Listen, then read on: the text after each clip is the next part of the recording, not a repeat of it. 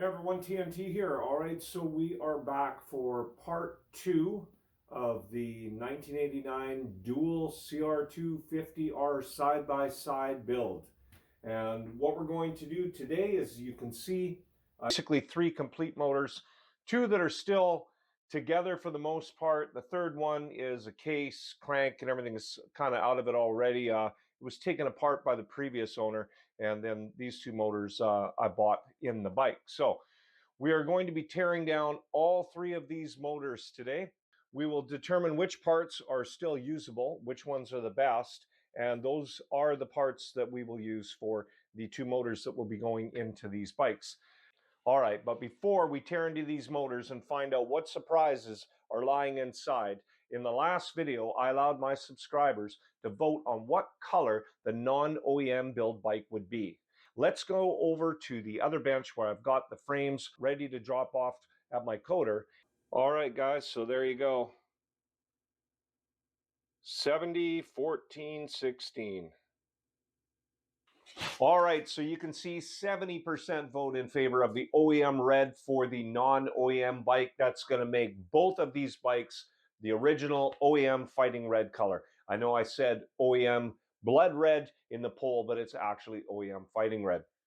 I've got both my frames washed up, cleaned up, ready to drop off at my applicator tomorrow. And here in this box from Prismatic Powders, I have the fighting red necessary to get this done. Now, if you don't know who Prismatic are, in the description below, I will have a link to their website. You're going to want to go check this company out. They have over 6,500 custom colors of powder. Last year on the CR500 build, I used this fighting red for the first time. And just the way that the powder adheres to whatever it is that you're powder coating, there's no spots that seem light that you have to kind of force the powder to blow in. This stuff just naturally pulls itself right in to every little spot on whatever it is that you're powder coating. And my applicator said that he was quite impressed the way that this powder went on to that frame and the way that it flowed out. When I got that frame back, it looked like somebody had coated it in glass. It was just absolutely amazing. So great product. You're going to want to check out Prismatic Powders before you buy any other powder. Okay, so let's move on to tearing down those 2 motors and see what kind of catastrophic failures they have had inside them and what we're going to have to do for these 2 builds. All right, so I've taken 2 of the motors off the bench. We'll work at 1 motor at a time here. This one here visually appears to be the one that is in the worst condition. Some of this was taken apart by the previous owner. We'll just quickly have a look at what he found. So there you can see the cylinder head is damaged on here. It can be repaired. Now we'll just have a look inside the cylinder. See what kind of damage we have in there. It doesn't look too bad. It definitely needs to be replated. I can't see any cross-hatching at all in the cylinder, so that's worn to a point where we're going to want to replate it. Just having a look at the power valves inside there. They look good. I don't see any issues. They're moving in and out fine, so we'll take that apart a little bit later. We're going to get into the base of the motor here first. So we got our clutch cover that's already been removed. It's got a little bit of physical damage right here. Look at that. We've got JB Weld, so it's a little bit worse than what I thought. Somebody cleaned it up there. They punctured this at some point. We have our clutch that was removed by the previous owner. We'll just have a look here, see what kind of condition it's in. Clutch is pretty worn. There's really not much life left in this clutch at all. Have a look at the pressure plate. See if we've got any physical damage there. No physical damage on the pressure plate. We'll start off by removing the water pump cover.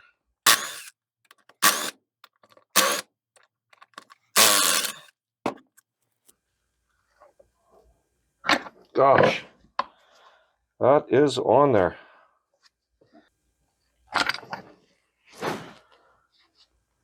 That little dowel right there was just holding it in place. The water pump looks pretty good, no corrosion in there. We'll go ahead and remove the impeller.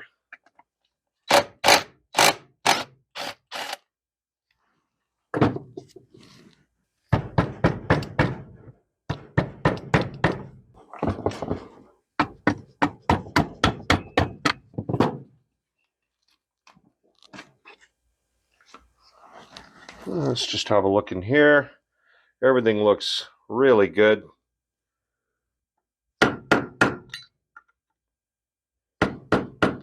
So an impact gun is the easiest way to get this nut off.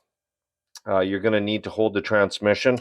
Right now you can see it's in gear and it's turning the drive sprocket. I've got a pipe wrench that I'm just going to hold, making sure that it doesn't come free.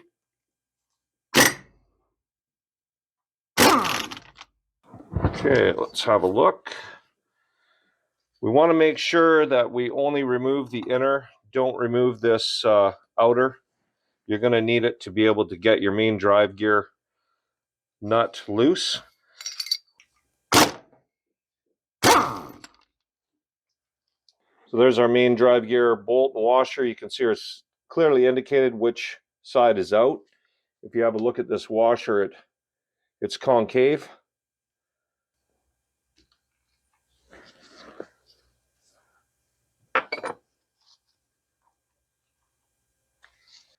All right, so looking at the clutch basket, you can see it's got some grooves, but they're really not that bad. It would not affect the actuation of the clutch. This is a usable part. All right, now we'll remove our inside bearing and the bushing. Put that back in with your clutch and basically put all of this stuff back together. Take our main drive gear out. Now remember the orientation of this. You'll see on the back of the drive gear, it has this collar to it. That goes up against the bushing that goes over your crankshaft. Now I don't know if I can pull that bushing out. We'll see.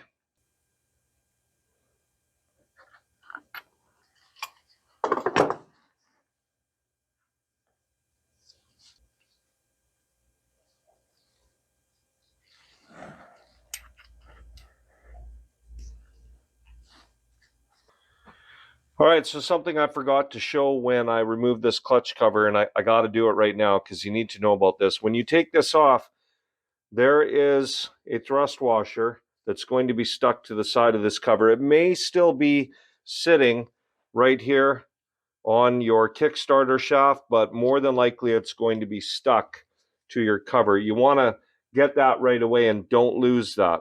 I've seen a lot of bikes I've taken apart where this is not in there, and it causes major damage to both this case and the other half of your engine case. All right, so when you take your Kickstarter shaft out, if this part falls off, you'll see there is a dot right there.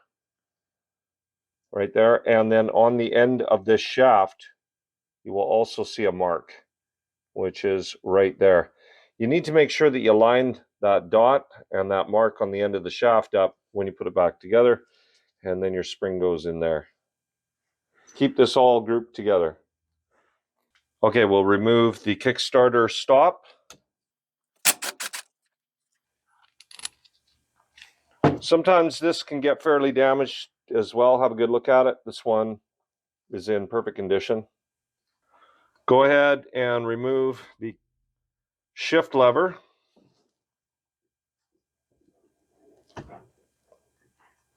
If it's going to allow me to remove it. It may be bent. Oh yeah, that is fairly hard to get out of there. So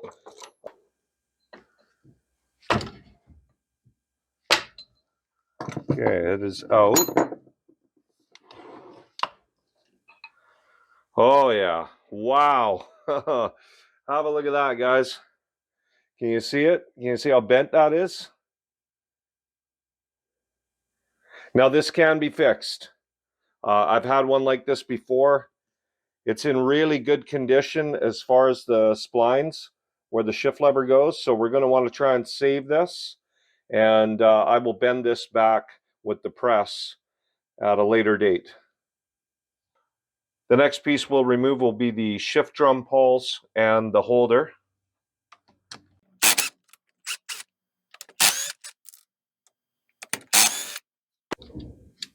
Now this will probably all fall apart here.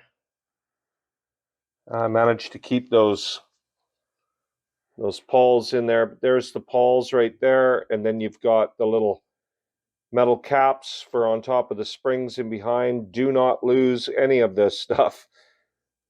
We'll now remove the shift drum lock and retaining spring.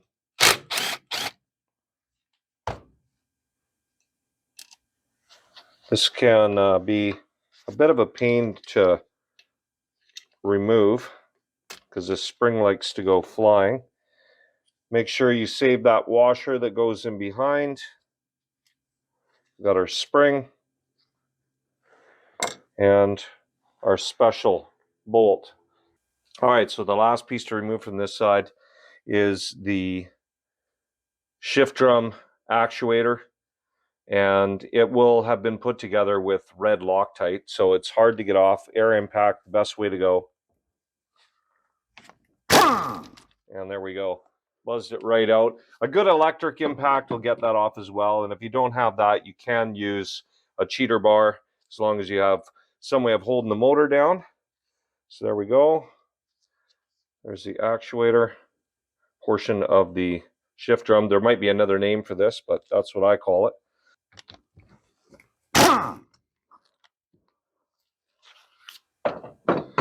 So this sprocket is definitely not going to be reused. It's in not bad shape, but it's worn. And our special washer is still in good shape. Okay, we'll go ahead and remove the rotor and the stator now. We got our Tusk rotor removal tool. Now this will thread in backwards.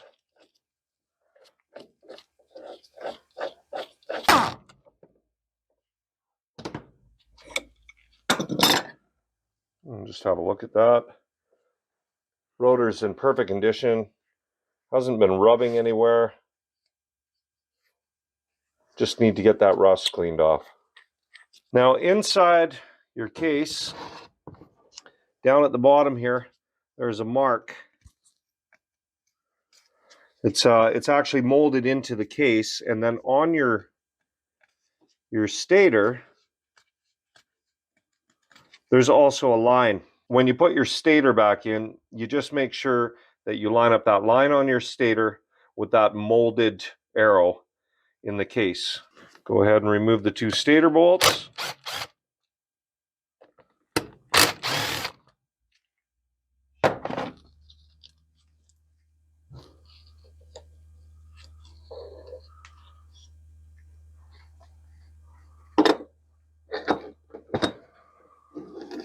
Have a little look at our stator here.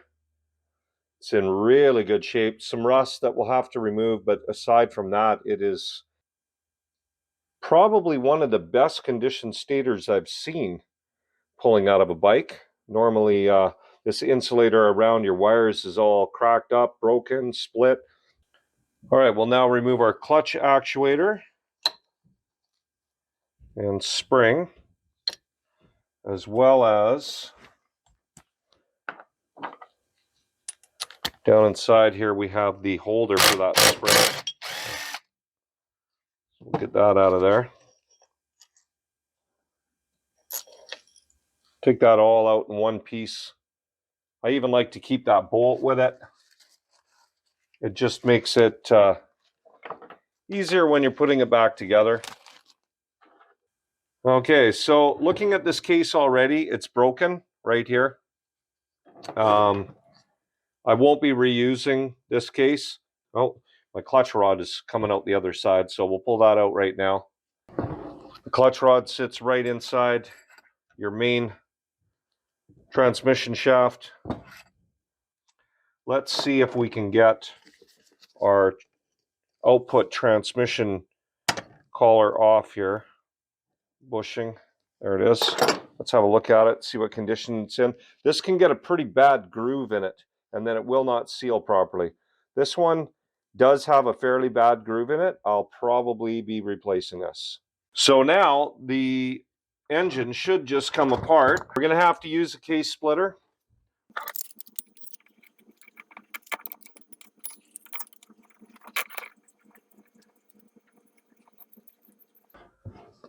I usually use 2 pieces of wood here, one under each side of the piston. But in this case here, I'm not worried about this piston at all. So we're just going to use one.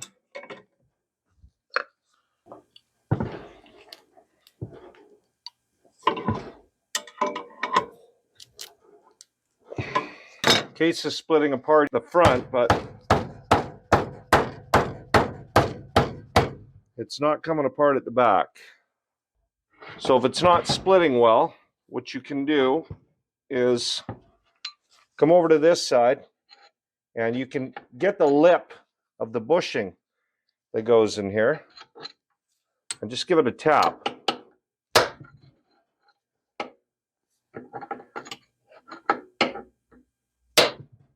And you can see we're starting to split already.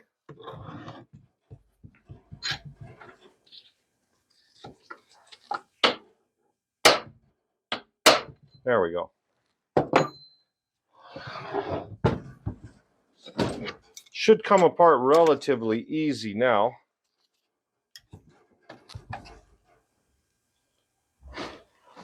Usually what happens is you hear one big pop. Still not quite separating at the same front and back, so just give it another tap in there.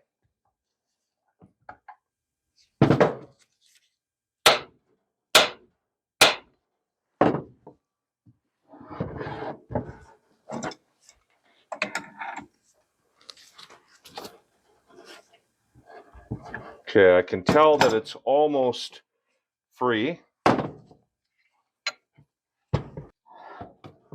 Now when you've got this gap, make sure that when you put your punch in here, you don't come up against the case. Make sure you go over enough to get to that bushing.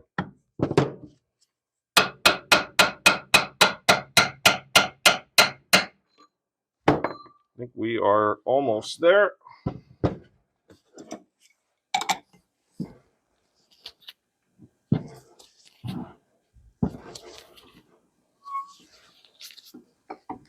That feels like it right there.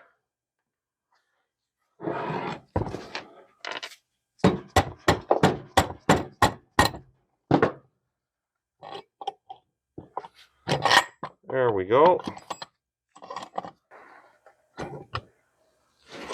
All right. Let's have a look in here. So one thing you got to watch for right away, there you've got a thrust washer stuck to the bearing.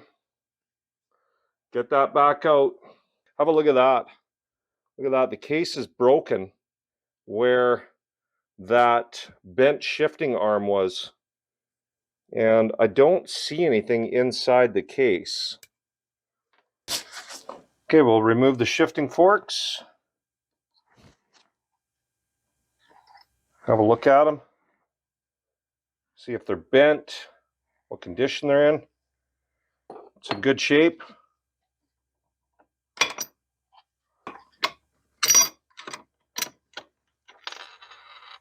All right, so I just had a piece of metal fall out. Definitely a case piece. Could be where that piece was broken off inside. Now we got to try and get this post out here. It's not really cooperating. Doesn't feel like it wants to move at all, and it should.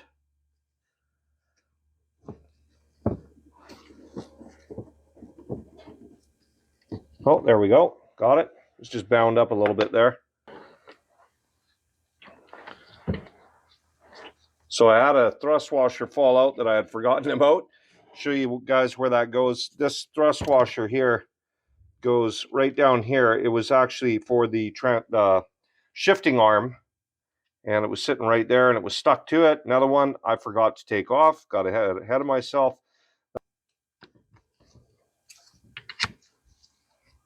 Try and get it all out in one here.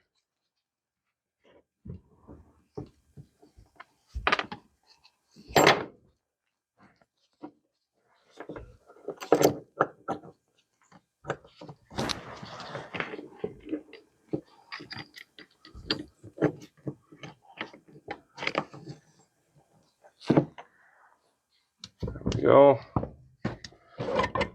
Again, inside here, right there, against that bearing, thrust washer. This goes on the back of your output shaft. So now let's just have a look at the gears. Get this back on there. Everything looks good. All right, take out the shift drum.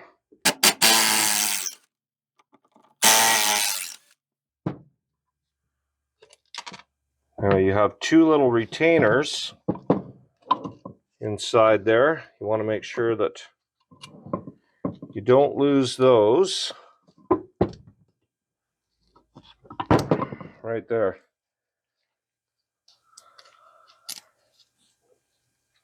And there's our bearing. Should just slide right off.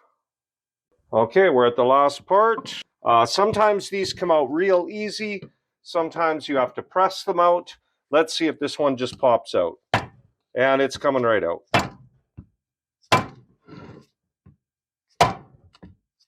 There we go. All right, let's have a look at this.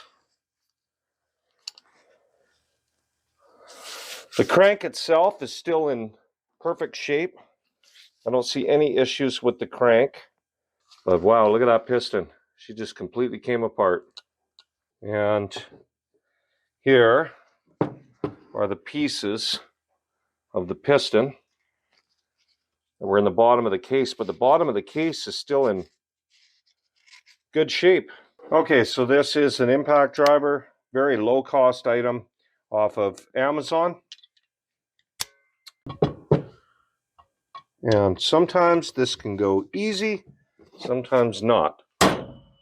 Felt like it broke it free pretty easy. No, it did not. Let's try it again. There we go.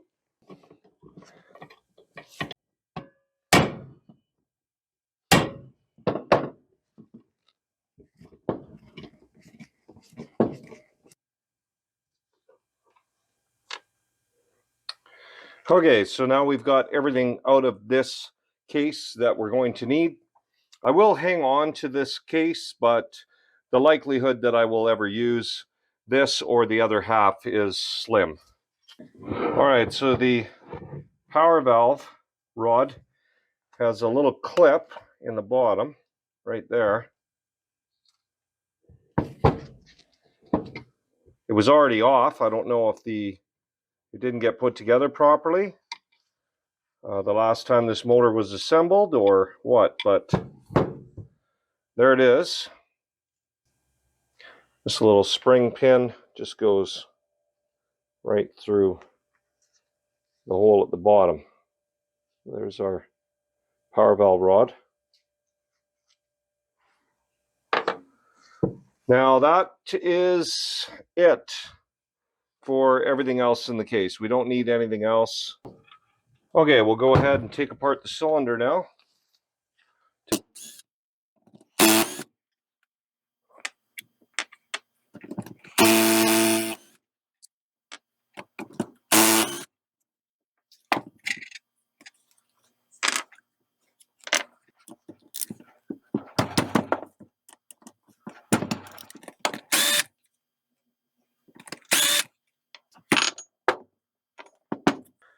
All right, so I'm not going to remove the power valves at this time because I may have something special planned for one of the motors on this build, so we'll just leave the power valves in on this one. All right, we'll just have a quick look at the boot.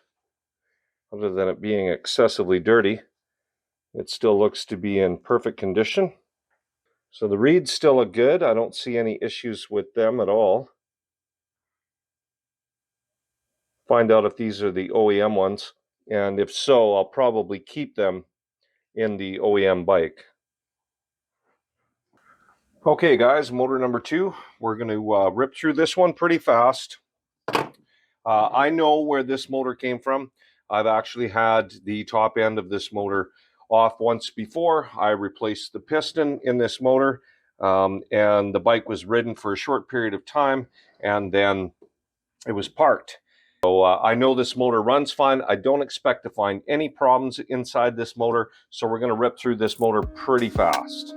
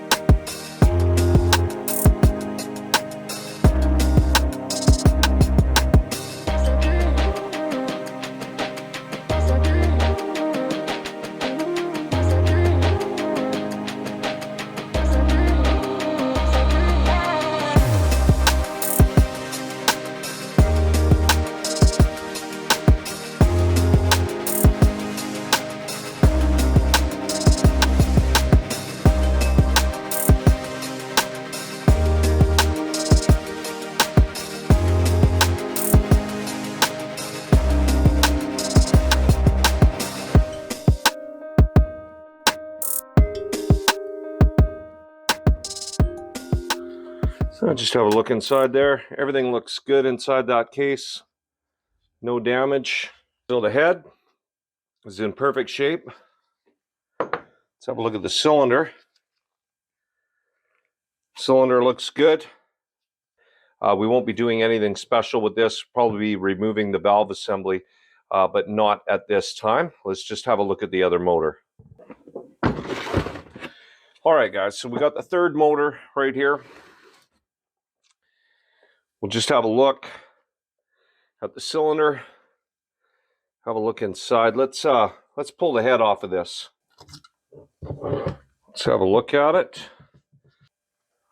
It does look like it at one point had a bearing failure or a piece of piston go around in here. So this cylinder head we won't be using. It's definitely repairable, but I have another one that's in better shape than this. Let's have a look inside this cylinder. The cylinder is not bad. I don't see any nicks or anything in it. It's just going to have to go out for replating. We have the clutch assembly, which needs some major cleaning. Okay, so this motor came with a hot rod crank. We won't be using this hot rod crank, but I don't have any issues with using hot rod cranks. I've never had one fail. I know others will not say the same, and they'll have negative comments to say about a hot rod crank, but yeah, I mean, I run my bikes at the recommended oil fuel mix ratio. I make sure that I keep them cool and I don't overheat them, and I've never had a hot rod crank fail at all. Okay, here we have our Kickstarter assembly and our idler gear, our shift drum, our rotor and stator, our transmission and shift drum. Here's the case that we're going to be using for one of the bikes. There's no damage to these cases except for inside the lower part of the crank chamber. We've got a little bit of wear here where obviously a bearing or piston failure drug something through the bottom, but it's not bad. There's no cracks, nothing to be concerned about. This is a very usable case. I bought this off a friend of mine, and I'm really thankful that I was able to get one, because these are getting harder and harder to find. And here's the other side of that case. Everything's in good shape here. You can tell chain came off at one point and did a little bit of rubbing, but not too bad. A couple little nicks right there, but it didn't go through. All right, guys, so that's going to wrap up this video. But before you go, if you are not a subscriber, you're going to want to subscribe right now, because at the end of this video, you're going to want to head over to the community tab and get your vote in for another direction that this build will go in. What you're going to be voting on today is engine color. And like I said, the only way that you can vote is if you subscribe. You will not be able to vote in the comments of this video. You must vote on the poll. Okay, so 4 choices on engine color. Number 1, blackout. The entire engine will be black. That's case, cylinder, and head. I may decide to go aluminum color on the HPP for the power valve cover, but we'll see after the entire motor is painted black if that's what we choose to go with. Number 2, all aluminum. The entire case will be vapor honed. The cylinder will be vapor honed. The head will be vapor honed. Then the whole motor will be sprayed with a clear aluminum Cerakote. Number 3, black case, aluminum cylinder, black head. That is your 3rd choice. Number 4 choice, black case, aluminum cylinder, black head, and black power valve covers, both on the sides and on the top. Those are your 4 choices. Subscribe right now. Head on over to the community tab and put your vote in. All right, so thank you everyone for coming out and watching. Please leave some comments, share with your friends, and I'll catch you all next video.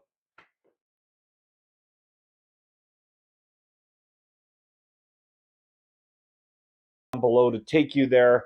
They are an amazing company that has